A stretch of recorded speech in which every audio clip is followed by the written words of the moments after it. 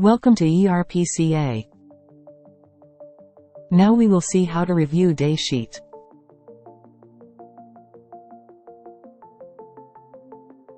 From Daysheet page, click on Review Daysheet button. Review Daysheets page will be open. After selecting date range, task priority, task type, select user from drop-down menu list. We get the detail work time information of that particular selected user. Select the checkbox from right side of column for which component need approve.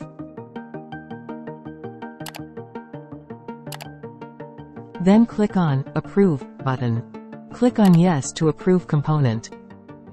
Daysheet review successfully message will pop up. Click on OK button. Now we will see that the selected Daysheet component are now approved. Thank you. With ERPCA, practice with ease.